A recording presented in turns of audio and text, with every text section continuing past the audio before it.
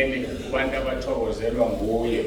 uJesu Kristu inkosi. uJesu Kristu inkosi. uJesu Kristu inkosi. uJesu Kristu inkosi. Siyamdumisa-ke uNkulunkulu ukuthi sikwazi ukuba ndawonye namhlanje ekuseni simukele bonke abafike namhlanje bese ngiba nesicelo sokuqala sokuthi uma indawo ibukeka ngathi yaphela sizosondela sisondeze ihlalo bese siyaqinana ngoba ngokwenombolo zabantu abeza la kufanele babe u550 kodwa njengamanje isigcwele indlu ngiya-estimate ukuthi kungaphezulu ka700 noma ke ngaphezulu ka600 ukuthi khona abantu abangashongo ukuthi bayeza okuyiphutha elikhulu lento. Mawuzazi ukuthi awushongo ukuthi uyeza kusho ukuthi wena lo ogcwalisayo asangakwazi ukuhlela bese ngeke sikunqabele. Kuzodingeka kuhamba kwesikhathi mhlawumbe enkonzweni yasemini ngicabanga ukuthi khona abaseza sisoyidelwa ziphume imoto ukuze sibeke imonitor ngaphandle. Ngokweyinombolo imoto bengafanelanga ziphume. Sokusho ukuthi-ke kunabantu abezayo bengasitsheli ukuthi bayeza. Siyacela sibambisane kusuke kuyingxenye yokuhlela leyo. Sokusho uma sesisondeza izihlalo-ke sekuyoguqa mina ngedwa abanye abantu ngeke besaguqe ngoba ngeke kusaguqeke. Kodwa nje sohlala nesitinana amadolo akho athinta isihlalo esingaphambi kwabo ukuze siphelele sonke la kudine zingasuswanga imoto. Kodwa-ke mazisusiwe-ke kokusho ukuthi impela cha mhlawumbe ba-over 200 abantu abangashongo ukuthi bayeze okungekuhle lokho ngoba kusho ukuthi nasekudleni sekuyinkinga ubani uzohamba uthenga ukudla manje. Ngiyacela ukuthi sicabange leyo nto kufanele sibike kungasiza umuntu asho ukuthi ngiyeza akuyona icala ukuthi ngiyeza ngisezokusho ukuthi icala ikuphi. Kunobaba umfundisi uSifiya osuke eGoyintethe angazi ukuthi sefikile akafiki ngakuseyavela. Ngiyacela ukuthi somhlelela indawo lapho efundisa umfundisi walokhali uthe uyeza uyafisa ukuthi abe nathi usuku lanamhlanje. Bese ngicela-ke abazobhabhadiswa amakhaphula amabili asukume la ekhona ezimeni. Ngiyacela ungaphindi kabili ngaphandle uma ukuthi khona ongezwa mbona.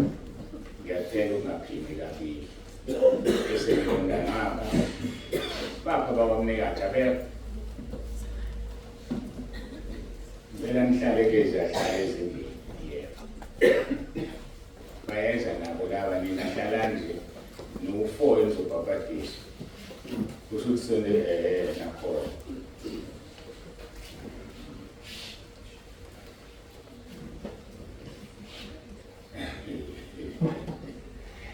Ngiyangazi ukuthi ngihlekani, ngiyathanda ukwazi ukuthi ngihlekani.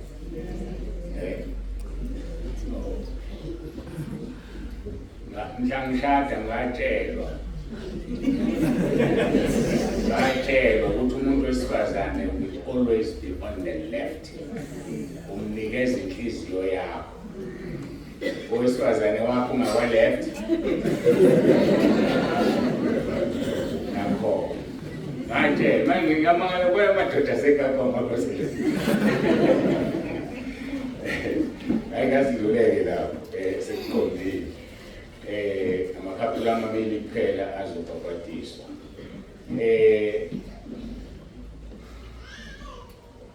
Ngibona ukuthi ngizosuka ngikhohlwa uma umfundisi uzonda semafakatini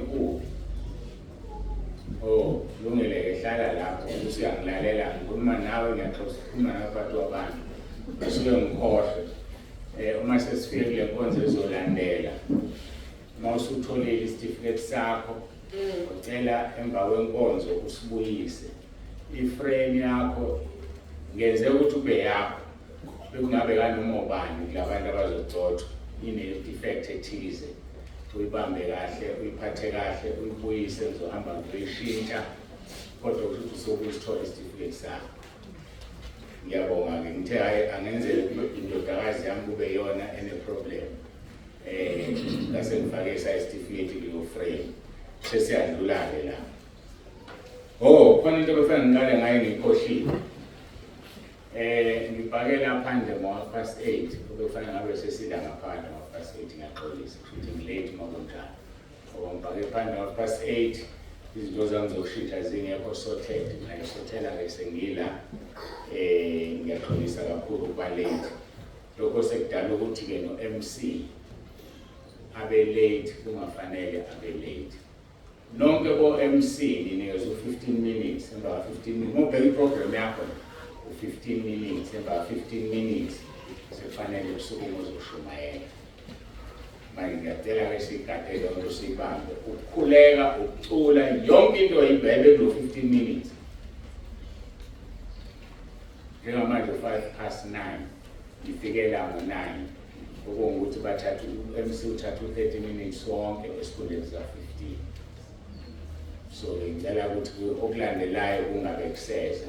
Konke maphelele ku-15 uguqa lokho besikhuleka kube kulo 15 minutes. Khona sizokwazi ukuba nalezi inkonzo eziwu-5 namhlanje. Ngale walokho sophuma ngo-10 ebusuku ngoba yikho ezokhansela. Ngicela njalo emva kwezwi o-MC banamhlanje ngibhalisa amakwaya azocula. Makuqedwa izwi kusukuma ikwaya, kuqedwe izwi kusukuma ikwaya. Sibone ukuthi asizubambekani isikhathi. Uma siwafaka ngaphambi kwezwi bekuzodingeka ukuthi kushifte lo 15 minutes onikezwe u-MC. Ngiyacela-ke sizame kanjalo. Omakhaya ngazi umabhalisiwe ayaziwa o-MC kanjani noma ufanele ahambe bayobhalisa kuswane. Uswane uyena okwaziyo o-MC bakhe ukuthi ubani olandelayo, ubani owenzani, ukuze-ke anikeze instruction ku-MC. Kusho ukuthi kusukela manje ukuthi uma ngiqeda la yiphi ikhwaya ezolandela. Uma ekhona ngazi kodwa ngicabanga ukuthi akhona. Angizazi zo-MC angene kusona. Sengikhulumile ngesikhathi. Mhla ka-12 ngomgqibelo ozayo sivula indlu yaseBhamshela. Indlu yokuqala esivulayo yaseBrentini efana nale yokuqala le. Isinotshwe kangaki le 1 2 isinotshwe kabili. So yokuqala idina lapho. Ngiyabona nini inhlezi yakhomba la kucwebezela khona eyidina khona le. Kwa-edwa lokho kungale, kwase-edwa lokho kungale. So yaseBhamshela-ke neyaseMafakatini zingaka. So-ke mhlawumbe ngidlule kuyo lento sizoba nezinhlobo zezindlu, ngicabanga ukuthi eziwu-4. Izinhlobo zezindlu, izindlu zala ekhaya kufuneka zifane. Njengokuba sesibona ihholo lombuso. Niyalazi ihholo lombuso? Ziyafana izindlu zakhona yonke indawo. Ngayithanda leyo nto. So kufanele umuntu angayibuzi entabeni ayibone. Ngale kokubona amagama ukuthi kusentabeni-ke la. Kodwa ngenxa yokuthi asifani asilingani. Mangabe ngaphazama amaplani awu-4. Ile plan le elayisha 400 esizoba nayo eBhamshela naseMafakatini. Wasemafakatini ivulwa nini indlela eMafakatini? 16 August. Oh, sekuseduze kanje. Yeah, kusho ukuthi sekuseduze nakhona next month. Sengizwileke 16 August iyavulwa eMafakatini. Zifanele ukufana noma zakhiwa abantu abangafani. Makunomahluko yoba mncane lapha nalapha. So leyo plan yo number 1 bese kuba khona iplan ezofaka u200 to 250. Kodwa elungelo ukunwetshwa iyoba u400. Ngoba njengamanje ayikho ibranch eno60. Ufike bekhona ethi 60 kuleli sonto ngesonto elizayo ngaphansi ba-reporta befundisi benibanga. Ithi 60 kwelinye isonto olisonto bengaphansi. So kusho ngamagama-ke on average ayikho eno60. So i-waste ukwakha indlu elayisha abantu abawu-400. Ngoba kubiza imali over 400,000. So ke sizokwakha-ke Iplani yesibili waphinde layisha 200 to 250, kodwa yakhiwe ngendlela yokuthi ikwazi ukunwethwa iyokwenza u-400 kwibizwa ukuthi ngomuvu bisiyaqhutshwa. Bese kuba khona ezolayisha u-100 kuphela. Ezolayisha u-100 nayo ilungele ukunwethwa.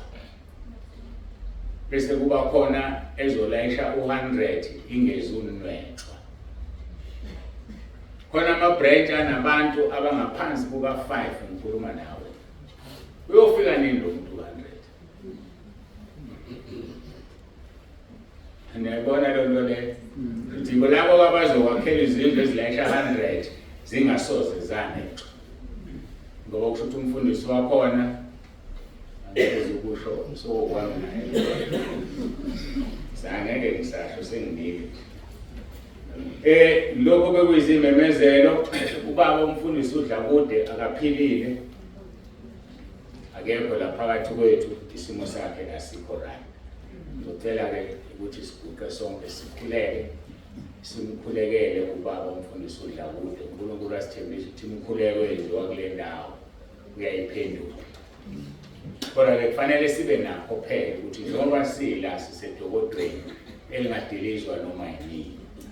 Ekukhulekeni kwethu simkhulekela ukuthi aphiliswe bese sithi Nkosi ingabe intando yethu. Kube intando yakho makuwukuthi usumlandile. Mgcina ahlale kuwe kuzangene ezulwini. Akusona isona ukukhulekela lokho. Simbulala umuntu. Kodwa simcelela ukuthi ahambe kahle ekhaya ezulwini ngoba isona isikhathi uSathane ahlasela ngaso umuntu mayigula. Kathi devil worship ababa nebhuku labo la nepeni umuntu mayisebhula ukuthi bamregister. Bamfaka imicabango emibi, bamfaka yonke into ezokwenza ukuthi one bamregister kusaphuma umphefumulo. Sihlale thina sithi izingcwabe iqhawe kanti iqhawe ngeke simfite ezulwini. Yobe lingekho ngoba lali imana ngosuku ngezinsuku zokugcina. Sikhuleka lo mkhuleko ke asimbulali kodwa sikhombisa ukumthanda. Ukuthi Nkosi siyacela usiboleke yena ahlale nathi. Kodwa asikwazi ukushintsha iplani kaNkulunkulu. Uma kuthi sifikile isikhathi siyacela Nkosi umamukele ekhaya. Sizocula ke elizoba right lifithe. Siqonda ekhaya nithina masingathi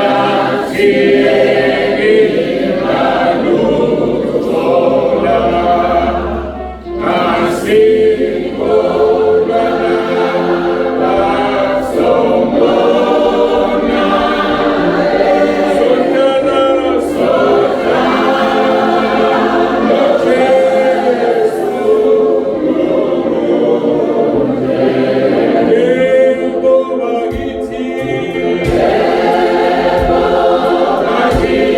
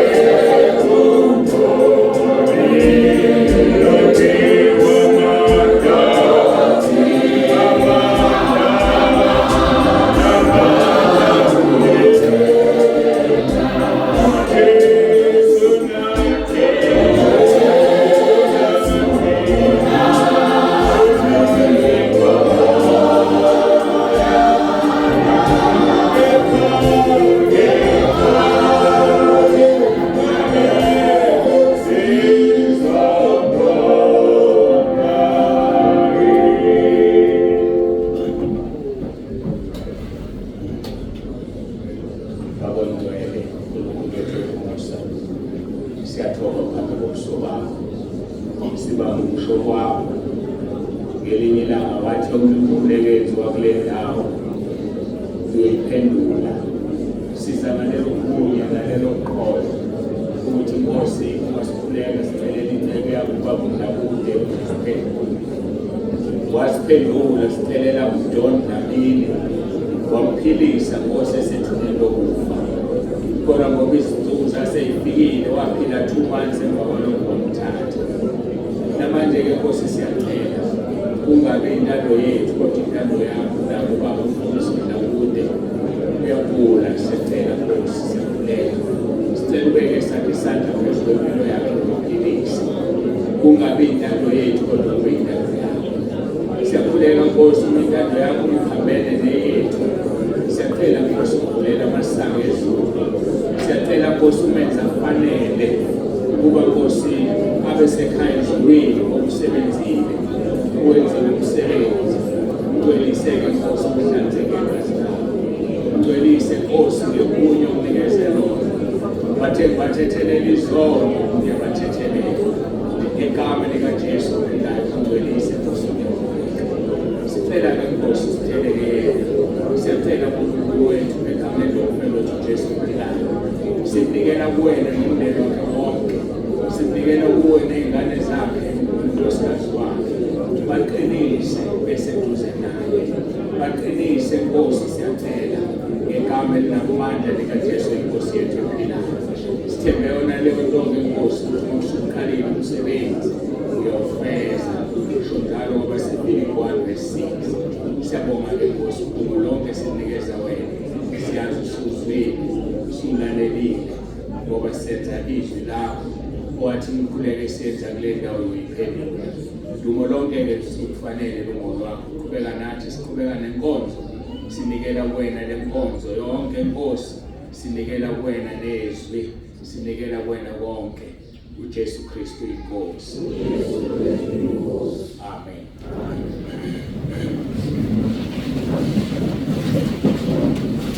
Alolona lolusuku bevukile abenkosi bevukise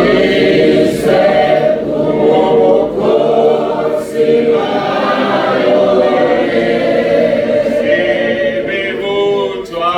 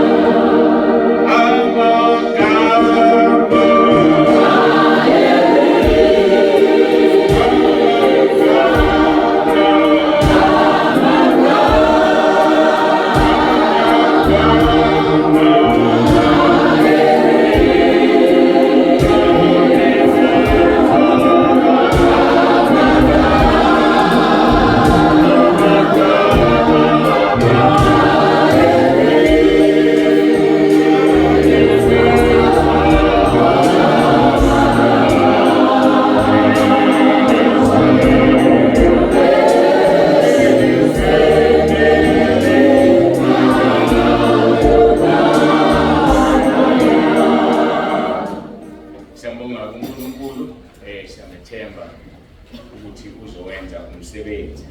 Singena ke enkonzweni yokubhabhadisa mawubheka iprogram yakho isho kanjalo. Kunamakhampula amabili azobhabhadiswa. Isizathu ukuthi azodlotshwa. Ngicabanga ukuthi ngizochaza kabanzi ngesikhathi sengena inkonzo yokugcoba okwamanje kwanele lokho esengikushilo ukuthi amakhampula amabili azodlotshwa. Asikuthokozeli ukugcotshwa komuntu engabhabhadisiwe. Asikuthokozeli ukubhabhadiswa komuntu engavumile izinto zakhe. So-ke ngibhizi nabo-ke kuleli sonto kugcwele kufanele ukuthi ngibashuthele. Yabona umuntu uma umshuthele usuke umshuthele. Kodwa kumnandi ukuthi ushuthekiwe noma akashuthekiwe izono zakhe zithethelele. Yilokho kusemqoka. Asishutheki-ke noma ubani. Sishutheka loyo uNkulunkulu athi simshuthele. akuphumi kimi ukufuthe umuntu maqhamuke umuntu esethi awungifuthe babufuba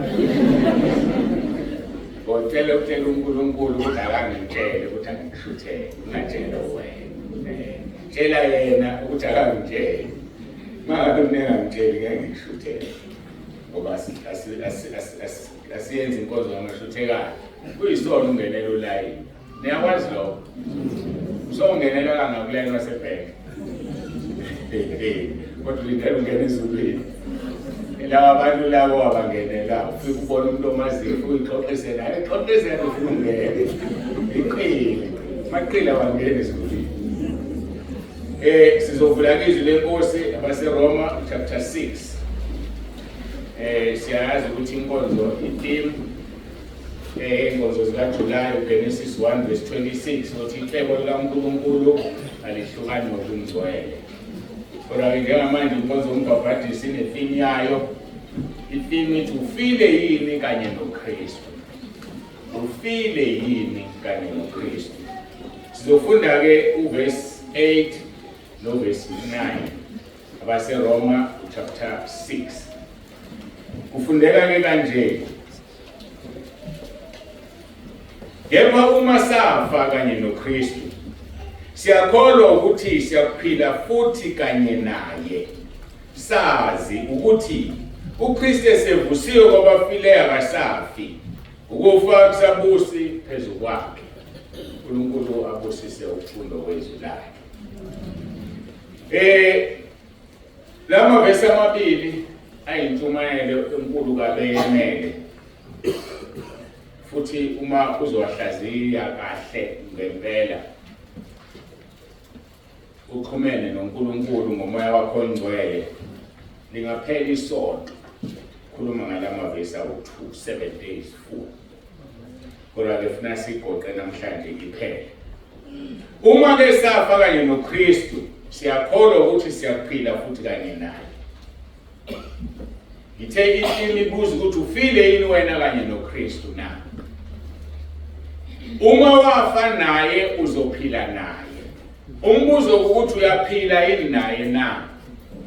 Into yenzayo noyikhulumayo ikhulunywa uyena ekuwe noma ikhulunywa wena engekho. Ngoba uma ufile kanye naye uzophila naye. Abafile kanye naye babonakala ngoba baphila naye njengamanje. Ukufa besikhuluma ngakho ubhabhadiso. Ngoba bonke abantu ababhabhatiselwe kuKristu babhabhatiselwe kukufa kwakhe. So ke mawufile kanye naye. Ngiyamthanda uverse 2 uthi sazi ukuthi uKristu esevusiwe kwabafileyo akasafi. Ukufa akusabusi phezu kwakhe. Esenjani esevusiwe kwabafileyo. Wena ke oswabhabhadiswa waphuma la ngoba uphuma emanzini ukuvuka kwabafileyo awusafi na awusasenzini isono. Ngoba mawenza isono ngokaSathane mawenza isono uyafa. Umbuzo ke uthi awusasenzini isono. Uma uthi isono usasenza kusho ukuthi ke sinesiphoki somzalwane la esithi sivusiwe noKristu kanti sifile. Njengoba sisenkonzweni ke yombhabhadiso yazi ukuthi uma ngikubhabhadisa mina ngikubhabhadisa kukho ukufa kaKristu. Mangikubhabhadisa kukho ukufa kaKristu ngilindele ukuthi ube ofile kanye noKristu ukuze ukuphila kwakho kube uyena. Sizohlehla naleli verse sihlaziya uRoma 6 sibuyele ku3. Kumbanazi ukuthi sonke sabhabhatiselwa kuKristu uJesu sabhabhatiselwa kukho ukufa kwakhe na. Ngamanye amagama kufanele sazi ukuthi uma sabhabhatiselwa kukho ukufa kwakhe. Kulindeleke ukuthi lo naloyo makabe ufile maqondana nezwe, ufile maqondana nesono uzaphila mphilelo uNkulunkulu. Senginayo ngishile ngimxolisi labahlezi ngapha ukuthi lenda iconnecteke basazama ke ama-IT ethwala ekhaya abafundisi baseGoli. Sithenge ilaptop entsha edulayo sithi izokwenza umsebenzi, bathi-ke iyaxhumana ne-TV, kodwa i-TV ayixhumane ne-laptop. So-ke bathi-ke bafuna i-Samsung, ngiyacabanga ekhaya ne-Samsung, bakubona ne-Samsung ekhaya manje. Bese-ke bayaxhuma-ke babona ukuthi kuyaxoxa kuyakhuluma yini. Inkinga-ke leyo ye-technology. So nisixolele-ke nina enihlezi ngapha ngoba nihlale naqonda ngoba sinde ukuthi nizobuka ngalapho. Sengikhumbula ngoba ngikhuluma ngimqalaza ngiyanibona ukuthi hey nihlezi kabi ngijikisa amakhanda nibheke ngapha sidluleke. Kumbanazini ukuthi sonke sabhabhatiselwa kuKristu Jesu, sabhabhatiselwa kukufa kwakhe na. Uma-ke ngikubhabhatisela kukho ukufa kweNkosi uJesu, angilindele ukubona uphila esonweni. And kufanele wazi ukuthi uze wabhala amavesi abamabili futhi asangaba ngaphezulu mabili engwaziyo. La ikhuluma khona amagama abuhlungu uNkulunkulu. Hebrew 6 verse 4 kuya ku-6 uthi uma wanambitha ubumnandi bezwe elizayo wawusuhlehlele emuva ngeke usavuswa. Ngiyasummarize nje amavesi awu-2 lawo noma awu-3. Bese Hebrew 10 verse 26 no-27 lithi uma sona ngamaboma usekho umnikelo ngaleso sono kuphela ukulindela umlilo oshisayo ozoqeda amaphikankani. So awulindelekile ukutholakala usesonweni. And uma kwenzeka utholakala usesonweni udinga ukukhala kuNkulunkulu. Kukhona lento abantu abangayazi enzima ngendlela emangalisayo. Umoya ongcwele ke wahlala kuwe wabakhona wawusuyona wahamba. Umthatha isecond elilodwa ukuthi aphuma hamba. Kungamthatha 6 months unyaka no 5 years ukhala umfuna ukuthi abuye ngakuwe. Kodwa kwamthathe 1 second ukuphuma. So akuyona indawo yokudlala ukukholwa. Uma sikholwa sikholela ukuzulwini. Uma sikholwa asizibetheleli uJesu. Ngoba lisho njalo lapho Hebrew 6 uthi ubethela inkosi uyaphinda uyayibethela wena ngokwakho. Uthi akwanele lokho abakwenza amaJuda bethela inkosi yabo.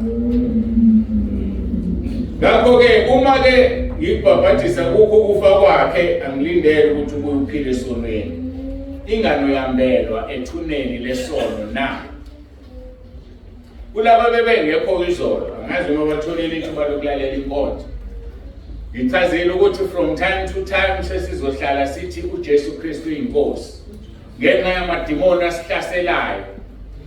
Ngephasika ayihlasele idevil worship angishilo ukuthi omunye wabefundisi washumayela la yamhlasela lapha endlini zangasese toilet. So ngeke ke sikumele lokho sisinikeze isikhathi esithi uJesu Kristu uyinkosi. So from time to time sizosho njalo bese siphuma kulo moya ukuthi umuntu mayishumayela lokho ethi amen bazalwane. Ngoba amen awusho lutho awuxoshi idimoni. Hallelujah usho lutho awuxoshi idimoni. Uhallelujah igama lesilokuzana lesi Hebrew lisho praise the Lord. Ngangiyona belithi praise our Lord Jesus Christ, manje linde praise the Lord bese lithu. Kanti leli igama esilifunayo okuyilona elishaya umoya. uJesu Kristu inkosi. uJesu Kristu inkosi. uJesu Kristu inkosi. uJesu Kristu inkosi. uJesu Kristu inkosi. uJesu Kristu inkosi. Siyobiza leli igama ukuze uma eduze kwakho bekuhlezi devil worship isukume iphuma ihambe.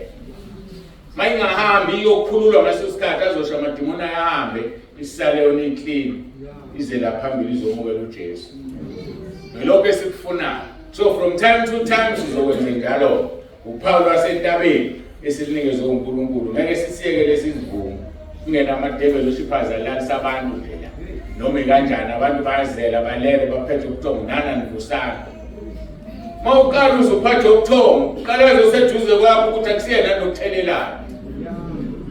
Manje uvela unguphazele wedwa nje. Kanti kade umuntu ekuthelela la eduze kwakho. Umbukisisi ngoba nawo waziyenza lento esiyenzayo. uzongena la erujumlo angene la eqhuminwele engathwele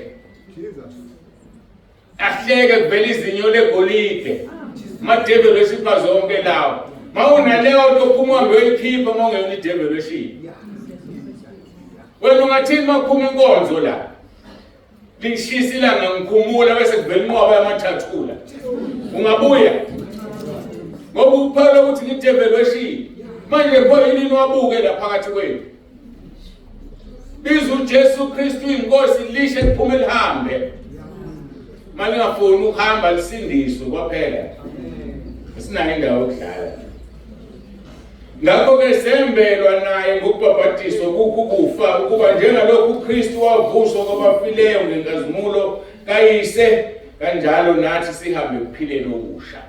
Uma umuntu engena la emanzini uyambelwa kwelikamoya siyagqiba sigqiba umuntu omdala asilindele ukuthi uphile ezonweni. Uma usuphile ezonweni ubethela uJesu enababethela uJesu basesihogweni bayasha. Ukuthi nawe ufuna ukubajoyina. Ngakho-ke sembelwa naye ngokubhabhatiselwa kufa ukuba njengalokhu uKristu wavuswa kwabafileyo ngenkazimulo kayise ongubaba wethu kanjalo nathi sihambe ekuphileni okusha. Sihamba ekuphileni okusha. Indlela ezindala besizenza siyayiyeka ngoba sesibhabhatisiwe. Sabhabhatiselwa kufa kwenkosi uJesu. Wena-ke sihlobo sami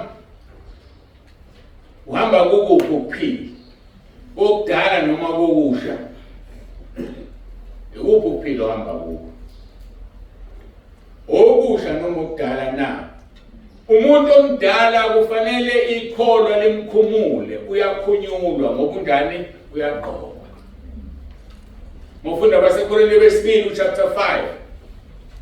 Uthi umpostoli Paul uma leli dokodo lidilizwa sinesakhiwo esivela kuNkulunkulu esingeziwanga ngezandla esenziwa uyena uqobo. Abesethi-ke siyabubula sikhala ukuba selakanyiswe sikwesembathe umzimba wasezulwini. So mawungawembethe umzimba wasezulwini umbethe wasemhlabeni. Mawumbethe wasemhlabeni umbethe ukufa. Thina sifuna umzimba wokuphila. Kuze makudilizwa leli dokodo ngenxa yento esiyembethe kofa leyona leli ngaphandle. Ngaphandle umuntu iqhamuka inkazimulo yowambulwa kuthina esisebenzelayo njengamanje. Ngiyifuna leyo nkazimulo yambulwe kuwe sebenza. Ngabe ngasesikhathi sokulala. Isikhathi sokulala siyaphela. Ngisho ukulala kokuthongo lokwesibulalayo. Umuntu alale nje ekholweni. Umuntu abande nje kungamhluphi lo. Umuntu athandaze nje angaphendulwa angamhluphi. Yazi uqala ngokuthi mawuthandaza ufuna into uNkulunkulu engakuphendula. Wozibona ukuthi uyabanda. Une-problem, khona problem onayo. Engani ukubeshile ezwini la. Isaiah 59 verse 1 and 2. Wathi isandla sakhe asifinyeziwe ukukusiza. Nendlebe yakhe ayinzima ukuthi kuzwe. Kodwa ububo busahlukanisa nayo. So whenever you pray ungaphendulwa, zihlole ngoba khona into wrong kuwena. Ngenxa yokuthi kasiboni sizimpumputhe. Usuyazihlaza. Uzihlaza kanjani? Mzalwane, ngicela ungikhulekise la ngifuna ukuthi ngokuthi. Uzotshela lo mzalwane ukuthi wena unezono uNkulunkulu akakuzo. Kodwa ubone. Uyazihlaza nje. Usihlazelana ngempela. Athi uNkulunkulu ngene ebukhosini uhambe yomema. Asimeme uNkulunkulu umlalelisise ukuthi uthi ngene emkhosini ukuthi ngenani. Mayithi ngenani uthi ngenani nobani. Mina mawuzwe khalezwi ngithi asingene emkhosini. Kusokuthiwa angitsheleni nina ngene emkhosini. Mina ngingena every week emkhosini. Every week mina ngiyangena emkhosini. So ke mangabe ngithi abathandayo ukuthi bangene nami ngihloniphisa ukuthi ngingakwenzi bomthetho. Uma ngisengwenza kube umthetho kuzoba isono umuntu osekhalezwe uma engangena emkhosini. Angifuni nesibhogweni wenza ngabe umthetho. Mina every week nomama nje wasihamba kangaka nje siyangena emkhosini. Sonto elizayo kuyovulwa nje eBhamshela sizongena enkosini. Ayikho inkonzo ebeyenzekayo bakhona singangenanga enkosini. Ngoba lapha amandla siwathola khona lapho sivikeleka khona. Bangifundisa uNkulunkulu ukuthi uma uhamba noma ngabe uyakho okwazi usithe siwusathane sikulindele sokushaya ubuye ungaseyena uhambe ubuye. So kufanele ngasonke isikhathi ngiziprotect. Nawe ke kujwayele lo avele enkonzweni. Ngoba ningi abantu abahleze enkonzweni. Abanye bazofuna ukusizakala. Ngesikhathi esizakale kadelivered idemon azuvele liphumelanga. Lizoqalaza ukuthi ubani engangena kuye la. Bese ubuyele emuva uyilento ongafikanga uyiyona. Ngoba uthanda ukudla. Ukudla. Yazi ukudla into engenamsebenzi. Sidlela ini umzimba. Ikhona izwe lisho njalo. Lithi umzimba nokudla ukudla okomzimba. Oyisizwe somzimba. uNkulunkulu uyaqeda kodwa kokubili. So asikhohlwe ile nto leyo. Siyayizulwini la kuthiwa silambi khona. Iwari yami sekuthenini asilambi ngoba singadli noma silambi ngoba ukudla kuningi angasini. Kodwa kona silambi iqiniso linjalo. Ngakho-ke kufanele uhambe kuphileni okusha. Uyakhunyula umuntu omdala. Ngoba ukwazi uhambe kuphileni okusha ngomuntu omdala. Efesians chapter 4 verse 22. Uthi ukuba niphumule umuntu omdala ongowenkambo yokuqala. Owonakala ngezinkanuko zenkohliso.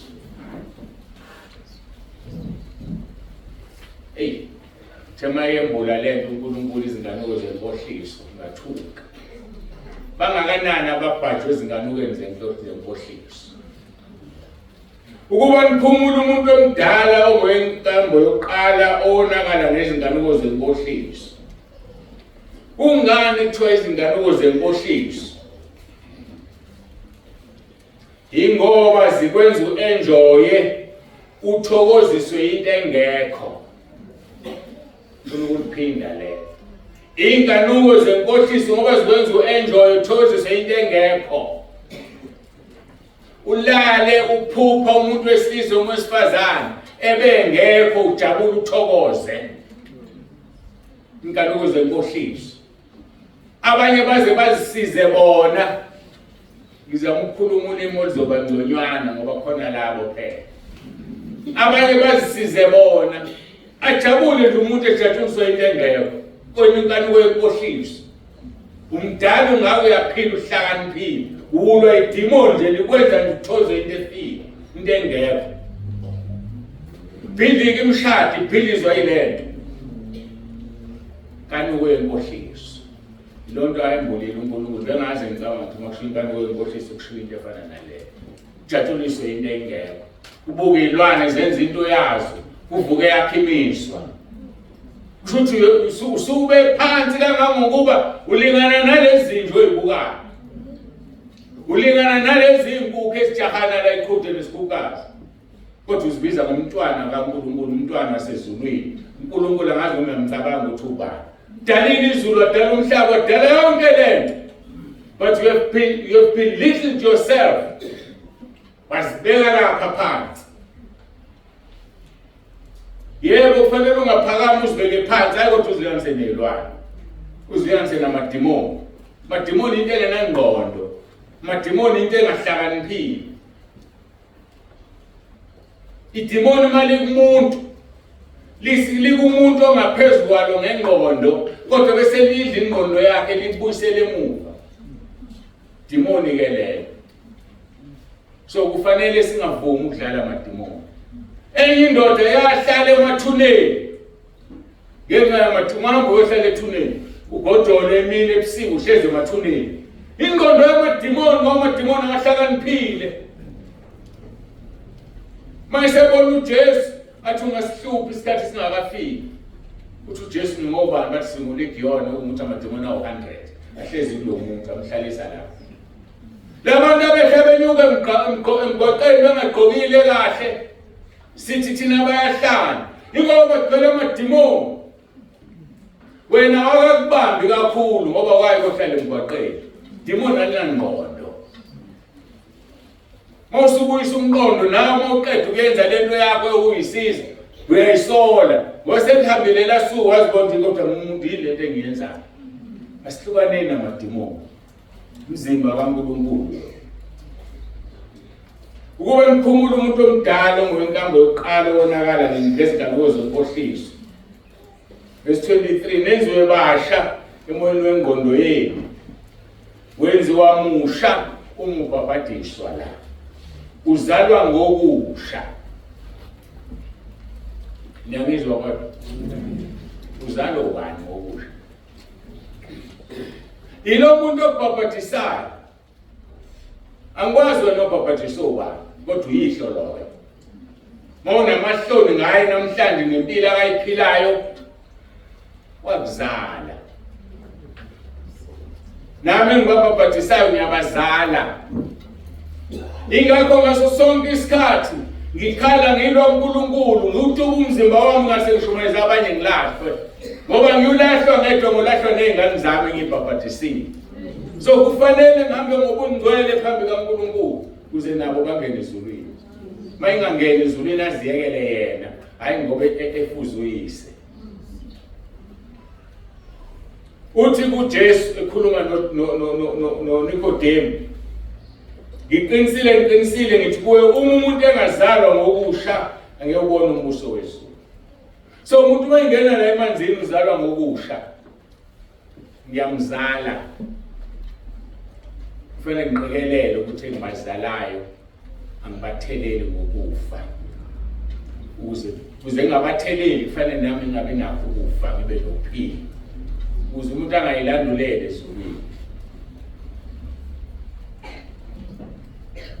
Uthi Nikodemu ngazalwa kanjani ngokusha? Ngibuye ngiphindele esiswini sikamama na? Uthi uJesu ngiqinisile ukuthi kuwe umuntu engazalwa ngamanzi nangomoya ngeke angene embusweni wezulu. Ukuzalwa ngamanzi ngihlale ngisho ngithi ku2. Number 1 ungena la emanzini. Number 2 ukugezwa ngesigezo samanzi esiyizwi, ukuhlatshwa yizwi, ukuzalwa kabusha ngamanzi. Uthi uJesu uma ungazalwa ngamanzi nangomoya ngeke ungene ezulwini. Ngakho-ke kufanele sizalwe ngokusha. Bonke abantu ababhabhadiswa la, ngitshela into esimanga uNkulunkulu ebengayazi. Ngoba bengikhala ngalolu hlangothi, inkinga yami ukuthi angifuni ukwenza into ongayitshelile. Ngikhala ngalolu hlangothi labantu kuzalwa ngomoya, futhi ngihlale ngimtshela ngithi ukuzalwa ngomoya kugcwaliswa amandla kaMoya oNgcwele. Zimbili indlela, 1 uNkulunkulu akugcwalise yena ngamandla kaMoya oNgcwele ngokuthanda kwakhe. Esibili ukubekwa izandla, uthola amandla kaMoya oNgcwele. Leyo beyijulile. Ngoba uphuma la uthi unamandla kaMoya oNgcwele kanti awunawo. Ngoba uthema yethi wathi angikwazi ukungena kule mdokotela. Bajika wahamba. Njengoba siqikelela ke la ukuthi akabhabhadisa umuntu engavumeli izono. Ungitshelile wathi bonke abaphuma la bengcwele uyabanikeza uMoya oNgcwele. Singezibona izimpawu ngalelo langa noma ngaleso sikhathi. Kodwa moke waqhubeka wona emva kwalokho uyahamba. Yazi ukuthi kuthatha 1 second ukuthi ahambe. Kodwa isikhathi sakhe sokubuya saziwa uyena kuphela ngoba uNkulunkulu. Uzalwa ngokusha umubhabhadisa ukuze ufuze umzalo wakho. Efesu chapter 4 verse 23, wenziwa musha emoyeni wengqondo yakho.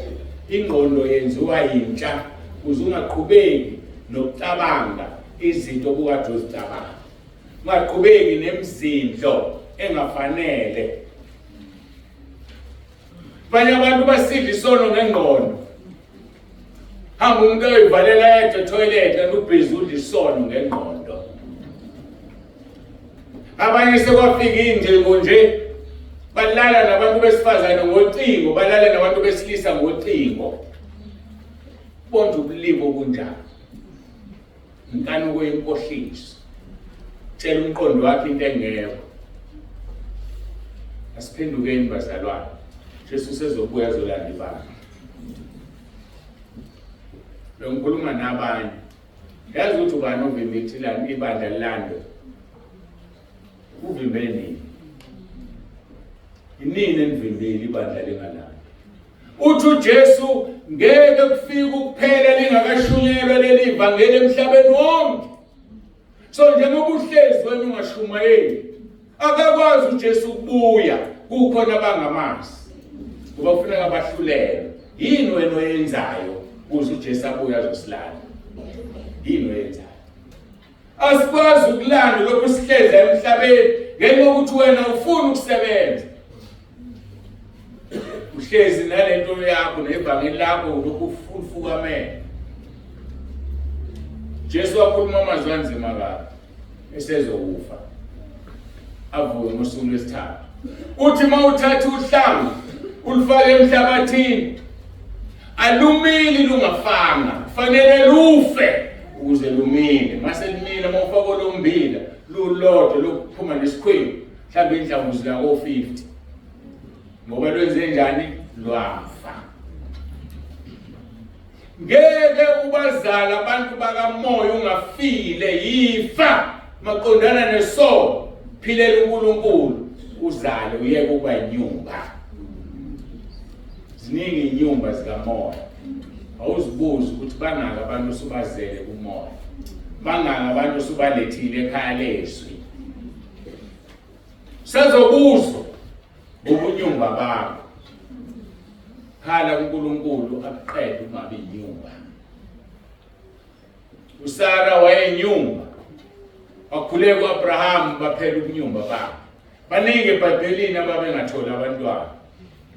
Namhlanje baningi la phakathi kwenu abangazi balethe nodwa befuna. Kunalokho bayayikhipha. Kunalokho kunabantu bafile nginyazo umzalwane ubani ngiyayeka mina ukhona. Ngibulala. Kodwa inyumba kazali. Uzofika uthini phambi kaNkulunkulu? Ngisho nonembeza uyavuselelwa uma ungena emanzini. uNkulunkulu usivuselela umnasini unembezo omuhle. Petro Kalo chapter 3 verse 20 ya 22. Lithi abakade bengalaleli lapho ukubekezela kaNkulunkulu balindele ezinsukwini zikaNoah umphungu usakhiwa. Yabona manje nje sisawakho umphungu. Kodwa khona abantu abangafuni ukulalela umphungu usakhiwa. Ngene emkhunjini. Faka isandla swakhe lo mphungu esophephela ngawo. Lithi abakade bengalaleli lapho ukubekezela kaNkulunkulu balindele ezinsukwini zikaNoah. Ibhlungu kodwa lelizwi ngokuphinda phinda. Ukubekezela kaNkulunkulu kulindele wena. Ubani lokubekezelela? Ngiyini ngize ngibekezelele uNkulunkulu? Ngiwunamba bani entweni zizonke? Kodwa ukubekezelela ukuze mase kushisa ngadabule esikhobeni. Lithi ezinsukwini zikaNoah umkhumbi usakhiwa abasindiswa ngawo abayingcosana okungukuthi bayisishiyagalombili. Basindiswa ngawo amanzi. Emsindiswa ngawo manje nani ngokomfanekiso kungukuthi ngumbhabhadiso. Mawungena la usindisa ukuphila kwakho. Ingakho wabuza uJohane umbhabhadisi ebiza abaFarisi babuza befuna ukubhabhadiswa bengavumeli izono. Uthi ubani umtshela ukuthi balekelani ulaka oluzayo na? Ngoba umbhabhadisi ubalekela ulaka oluzayo. Kodwa ngeke kukusiza ukubalekela ungavezeli izithelo zokuphenduka. Uthi inzalo ezinyoka vezani izithelo zokuphenduka. Ziyafuneka izithelo zokuphenduka bazalwane. Izithelo zokuphenduka ukuvuma isono sishiye. AbaFarisi babengafuni ukuvuma izono, befuna ukucula emanzini. Ngoba sebezwitha ungena emanzini ukubalekela ulaka oluzayo. Ngeke ulibalekele ulaka oluzayo uma uthatha ishortcut. Ziyavunywa izono uhlukane nazo. njengoba esho iZaga 28 verse 13 ziyavunywa uhlukane nazo ukuze uthole umusa. Enisindiswa ngawo manje nani ngokomfanekiso ukuthi ngombhabhatiso okungesikho ukususa insila yenyama, kepha ukucela kuNkulunkulu unembezo omuhle ngokuvuka kaJesu. Unembezo omuhle. Unjani unembeza wakho? Muhle unembeza wakho na? Muhle unembeza. Nembeza omuhle lolokhala. Othi mawuqala nje uthinta into uzuthide ucela ukuthi uma ungcwele msawunembeza ukhala. Uthi msukuyigqoka le abazela bayigqoka. Nonembezo ukhala, nembezo omuhle ukuphuma la emanzini. Lithi-ke okhona ngokwesokunene sikaNkulunkulu esenyukele ezulwini sekubekwe phansi kwakhe izingelosi negunya namandla. uJesu Kristu inkosi. uJesu Kristu inkosi. uJesu Kristu inkosi. uJesu Kristu inkosi. uJesu Kristu inkosi. uJesu Kristu inkosi. Uverse 8 esimfundile uthi uma safa kanye noKristu siyakholwa ukuthi siyokuphila futhi kanye naye. Bafowethu singene ezulwini ngokukholwa. Ungavumi uSathane akukhohlise. Athi nawe uthi ungene ezulwini. Wawenza u1 2 no3. Engani wena wadlwengula. Engani wena you gang raped intombazane ethize nashintana ngawo ningabafana. Zonke uzongena ezulwini. Mose usivumile isono sakho. Wahlukana naso uzongena ezulwini. Akukho la kuthiwa isono esithize sikhulu kakhulu awuthethelele. Ubulele uyathethelela uzongena ezulwini. Ngakho ke singena ngethemba. Yepho uma safa kanye noKristu siyakholwa ukuthi siyakuphila kanye naye. Sazi ukuthi uKristu esevusiwe kwabafileyo akasafi ukufa kusabusa phezu kwakhe. Likholekile lelizwi Timotheo wesibili chapter 2 verse 11. Lokuthi ngokuba uma safa naye siyakuphila naye futhi. Uma uzibona ukuthi awuphili naye ingoba ufana naye. Likholekile lelizwi lithembekile. Uma sikhuthazela siyakubusa naye. Kufuneka umzalwane ukukhuthele kumoya. Ngathi uma ungcwele mayifunda iBhayibheli uthi ngizokube ngifuna. Ngoba wazi ukuthi why kufunde manje. Akuyeka yonke into oyenzayo ufunda iBhayibheli. Uma kuthiwa thandaza uhambe uyothandaza. Hayi uzothandaza ntambama. Kuyobe sekunjani ntambama? Mhlawumbe ifinte le ntambama usiyahamba ekhaya ezulwini. So sokuqala usithola. Wathi umongcwele ngathi thandaza. Wathi uzothandaza ntambama. Intambama isafica ngusula. Nanku umlilo kulindele. Usuthini. Ushe sikhogwena ushela ukuthi ungabothandaza. Eyintweni zizonke. Engani niyathunywa lezi zinto ezingafanele. Omalume omkhulu obaba bakuthuma ubhiki uhambe uyothenga. Kodwa umongcwele mekuthuma ukuthandaza ufuna ukuthandaza. Sona leso sono sohamba uthengela abantu ubhiki usazivuma nje. Bakuthuma ugwayi uhamba uthenga usazivuma nje.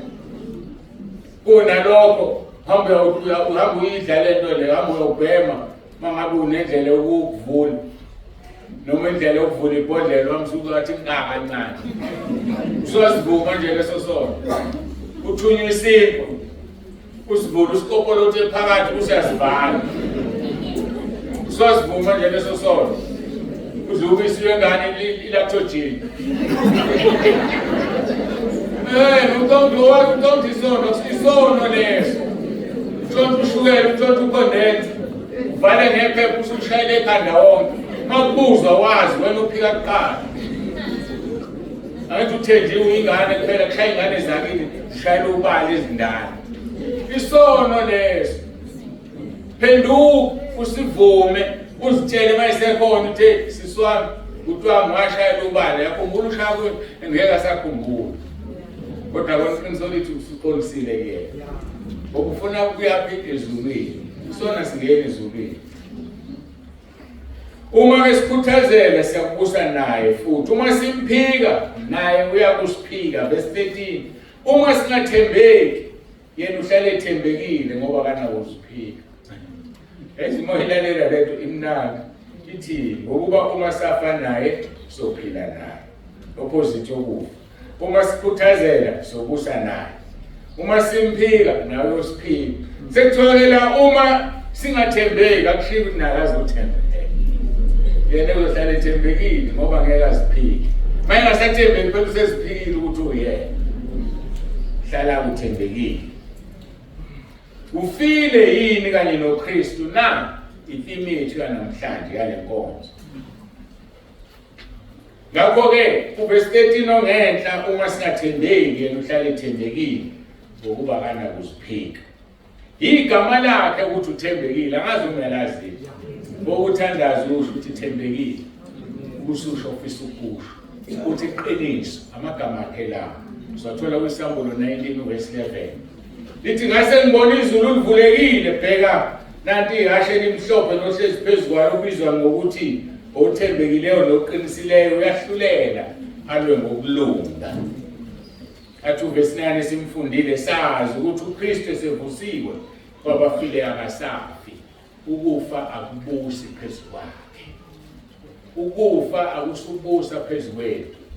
Ngoba umuntu uma esebhaphathisiwe waphila impilo engcwele wagcwaliswa amandla kaMoya oNgcwele akasafi. Uthi uJesu ngokuvuka nokuphila okholwa yimi akasoze afe naphakade. Kodwa wena uyafa uvuke ufe uvuke ufe wenze isono uvuke usivume uphinde ufe ususenza futhi umafa vuke njengedanga abantu. Ake siyekeni ukuba abazali banabafa bevuka phinde ufe uvuke. uJesu wafa kanye after 3 days wavuka ukufa kusabusi phezu kwakhe. Kodwa wena yini ukufa kubuse phezu kwakho? Sambulo 1 verse 17 ya 18 ngathi kumbona ngawa ngasezinyaweni zakhe njengofile wayesebeka isandla sakhe sokunene phezu kwami ethi ungesabi mina ngingoqala nokugcina nokuphilayo ngangifile phela sengingophilayo kuze kube phakade naphakade futhi nginezihluthulelo zokufa nezehayidesi. uNkulunkulu akasenzela umusa ukuba sihlale esonweni kodwa ukuba sinqobe isono simkhonze ekulungeni. Ngoba khona ukumkhonza ungekho ekulungeni. Kodwa thina kufanele simkhonze sisekulungeni. uRoma 10 verse 9 uthi uma ukholwa enhlizweni yakho ukuthi uNkulunkulu wamvusa uJesu kwabafileyo kuba ukulunga. Verse 10 usho njalo. Ukholwa ngenhliziyo kube ukulunga, uvuma ngomlomo kube ukusindiswa. So masimkhonze uJesu ekulungeni. Ipackage ephelele uRoma 10 verse 9 abantu abamfuni. Mthandaza uRoma 10 verse 9 njalo ngaphombulale. Usho emva kwale voice note. Emva kwalokho bese uthandaza umkhuleko wakho uthandayo. Kwenze ukujwayela. Ngoba ngandlela thize usulungile ngokukhuleka uRoma 10 verse 9. Ngandlela thize usindisiwe futhi kade umkhuleki izolo usiyamphindwa uyasindiswa ngoba wazi uzofanele yokube nenhlanhla usindiswa sekuselisekele athabe mina amadimoni athi siyaqobela uvela usho uRoma 10 verse 9 uhamba ungena ezulwini sale ekhayeni usathana ngoba ufuna abantu azosha nabo ngoba yena usahlulelwe. Isikhalo esisimangalise esisinikwe uNkulunkulu uRoma 10 verse 9 kodwa abantu abamfuni abantu abamnakile. Into engimangalisa ukuthi abantu enibanikezayo uRoma 10 verse 9 bayakholelwa kuwe badlula nina. Ngabe ngitshela bathi uma ngimlelelisa uRoma 10 bathi oh ngithatha lo mfundisi. Hey ngimfuna ukumbona lo mfundisi. Mase kushuta wakude kanje waphelelwa manje. Umthintile uRoma 10 verse 9. Wena usakuthinda kusadekezi nenqondo. Hawo sezwa lutho. Futhi umkhuleko uzumeke ukukhuleka uRoma 10 verse 9. Impompolozeke lensizwe ekhuluma yodwa. Usulele wena. uNkulunkulu akasenzeli umusa ukuba sihlale esonweni kodwa ukuba sinqobe isono simkhonze kulungeni. Uverse 1 ngithe ngidila kakhulu noVerse 6 uthi uverse 1 ngakho siyakuthini na sihlale esonweni ukuze kuvame umusa qhana kanye thina safa maqondana nesono singabuye sihambe kanjani kuso na singabuye sihambe kanjani impela safa maqondana nesono kumba nazini ukuthi sonke sabhabhatiselwa kuKristu Jesu sabhabhatiselwa kukufa kwakhe na ngakho sembelwa naye ukubhabhatiswa kukufa kuba njengalokho uKristu wavuswa kwabafileyo ngenkazimulo kayise kanjalo nathi sihambe kuphileni okusha ngokuba uma sihlanganisiwe kanye naye ngokufa okufana nayo siyakuba njalo nangokuvuka hlanganiswa kanye naye ukuze uvuke kanye naye ngoba mase eqhamuke emafwini eseqhamuke emoyeni abalele bovuka qala bese thina masaphila siguquka ngoba phela sembethe yona lengubo sembethe yona leli yasezulwini bese liyadilizwa idokolo sihlangane sonke emafwini sihlangabeze enkosini sazi lokhu ukuthi umuntu wethu omdala wabethelwa kanye naye isiphambanweni kuze umzimba wesono wenziwe ize singabe sisakhonza isono ukwenze njani ukwenza umzimba wenziwe ize na makhamuka into ecasulayo uvela ungacasuka mhlawumbe becuphile ukuthi yazi sisilima sicasuka bengisizocasuka indaba na ufile maqondana nesono uyaphila uphila nenkosi uJesu umzimba wakho inyama wenziwe ize kuthi makufika la kufanele kuvuke khona inkanuko bakulinga abafana abanye bakulethele intombi le vele wena ubona usisi wakho ngobunjani umzimba wenyama uyize ngoba wesisikhathi bafuna ukukuframe bafuna ukuthi usuhlezi nabo bese beyakushutha bayokuveza la uzolimala khona hayi wena uvele ufe lo mzimba wakho awusisi wami umthini sisi wakho hayi ngeke sisi wakho mina akutshela into akutshela ukuthi wena mina ngikho lapho sengafa mhlawumbe umuntu umtshele nje iqiniso elimsulwa yazi mina ngiyagula ayisavuki le hayi mina ngiyagula mina akubheke ayangikhohlisa uthi ngiyakutshela lento hlaleza kwabanye kube khona ukuvuka la kwenzeki lokho ngokumzimba wenyama wenze ini ize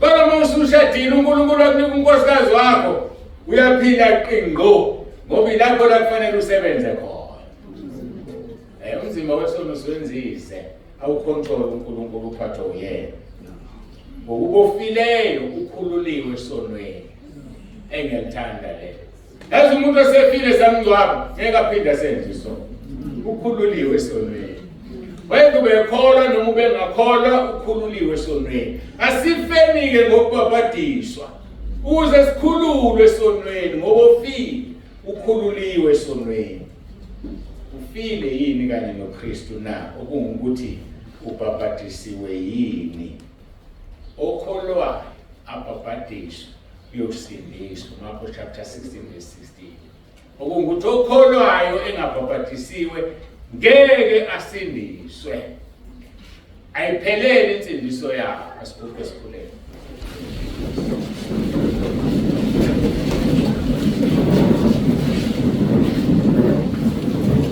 Baba ngcwele babulungileyo siyabonga ngale nkonzo siyabonga konke osisenzele kona ngiyacela ke Nkosi ubekane nathi sesingena kule nkonzo yombhabhatiso manje ziveze ukukhulu bakho bagcwaliswa abantwana bakho ngomoya ongcwele mabephuma kulawa amanzi iba khona ke Nkosi kukhona konke siyazi ukuthi kusebusika afudumeze Nkosi lawa amanzi ongene kuona angaguli enyameni aphathwe umkhuhlane ngoba thina sobe singene nawe wangena nabafana esithandweni somlilo waba ngowesine namanje ngena nathi Nkosi kulawa amanzi angabandi ube nathi kukhona konke ubusise lenkonzo uJesu Kristu inkosi uJesu Kristu inkosi amen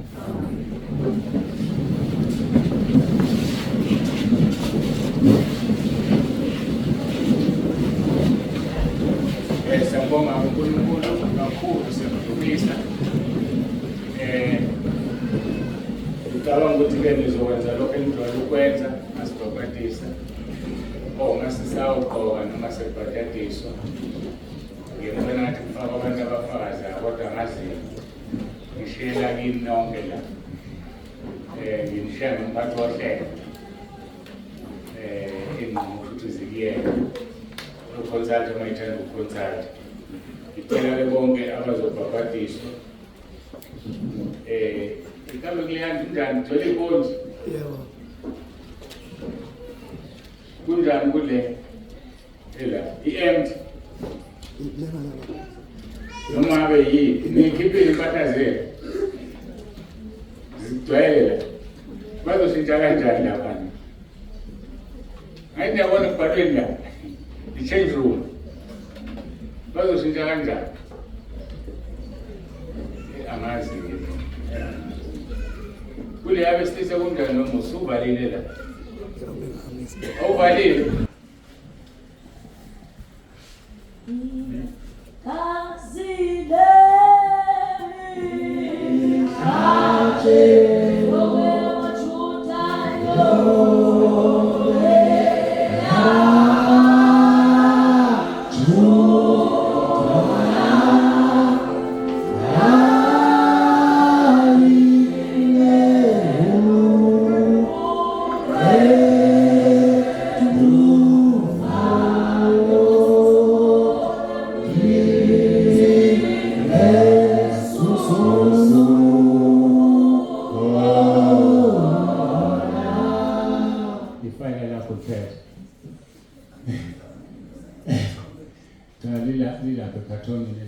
sasuliya selilate ngabancane ngicela sithandaze bese siyaqala inkonzo.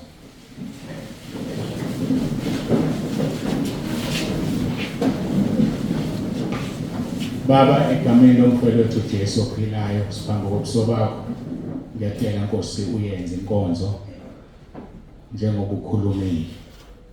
Ngiyacela Nkosi ukuthi wonke umuntu ongenayo la afe maqondana nesono mayiphuma kube ukuvuka kwakhe umgcwalise ngamandla kaMoya oNgcwele. Siyabonga ke Nkosi, sinikela kuwena yonke le nkonzo uJesu Kristu inkosi. Amen. Kuze kube lula ke bese sikhulumile lapha bayazazi balandelana kanjani. Siqala ngobaba umnikati, kuze ubaba uMaseko, kuze umama uMaseko, kugcina umama umnikati. Ngeke ngisababizake sokuthi nje masekela bese ngiyathandaza kwasihlale sisho ukuthi egameni likaNkulunkulu Baba, egameni lendodana uJesu Kristu, nasegameni likaMoya oNgcwele uJesu Kristu inkosi, bese yacilwa lokho esokwenza masekula sebayazazi balandelana kanjani, bambalwa bangamakhaphuli nje amabili. Jesu Kristu inkosi. Jesu Kristu inkosi. Ngithi ngiyambona ukuthi nginjani, ngime emanzini abandayo kusebusika. Ngiyazile mangena ukuthi bangibuke ebusweni ukuthi ngithi njani. Angizange ngikwazi ukubona ukuthi ngenze njani. Ngimile nje la amanzi aright futhi kumele ngingasali. Sikhonza uNkulunkulu wafudumezayo. Siyabonga mina. Seningeza.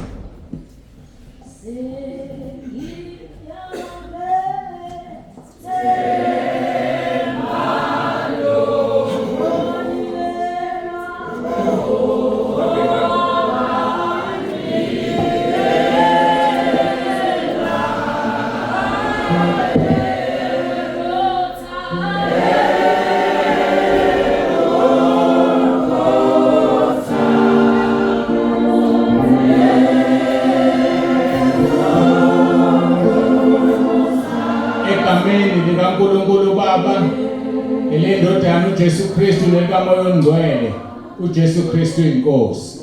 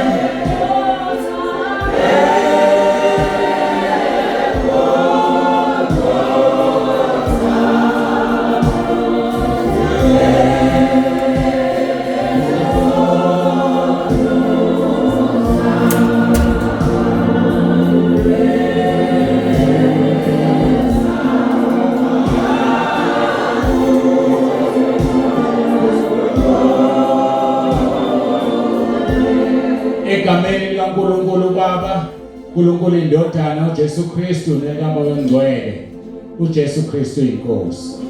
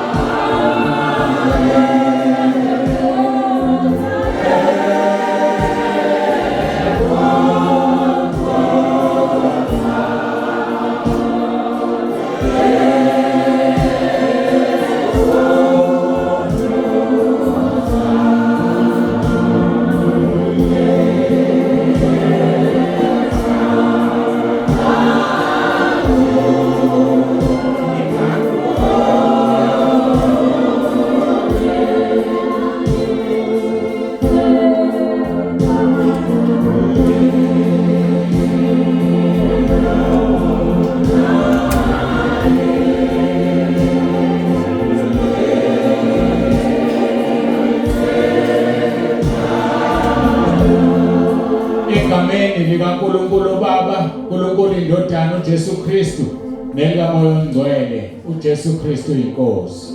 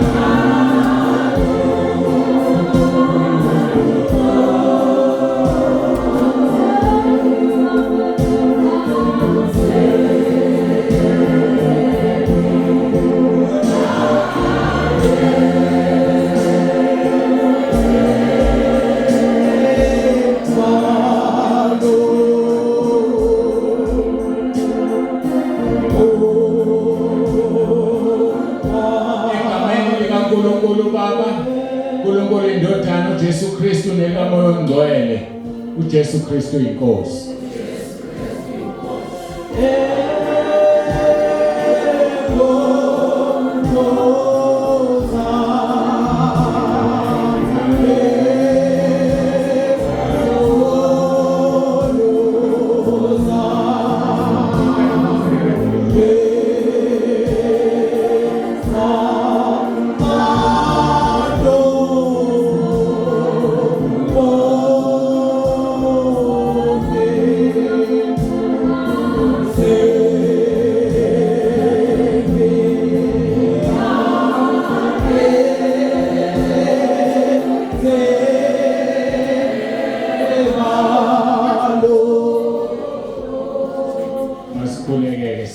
Baba egameni lomfowethu Jesu,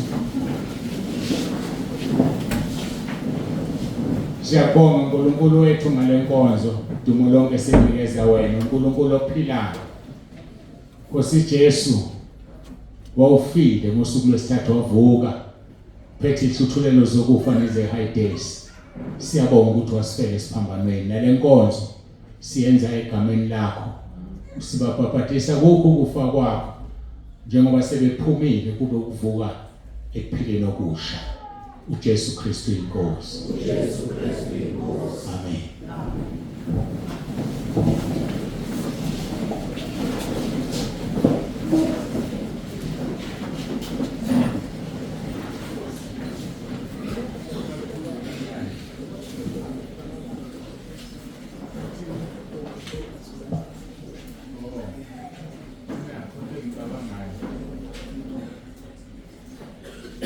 Angazi-ke noma bakhona makuphuma lenkonzo kodwa manje izoshesha abafuna ukubona la before kuvalwe. Mina ngiyathanda nibona. Yazi indaba ngithanda nibona ngoba sekuyakhulunywa kuthunzi bande kunenyoka uthwele ihlala. Nibone ukuthi niyayibona le nyoka. Bese maniqedileke bavaleke singene enkonzweni elandelayo. Kodwa njengowavulela amanzi ahamba manje uzihlala obala inyoka. Ngiyabonga uJesu Kristu inkosi.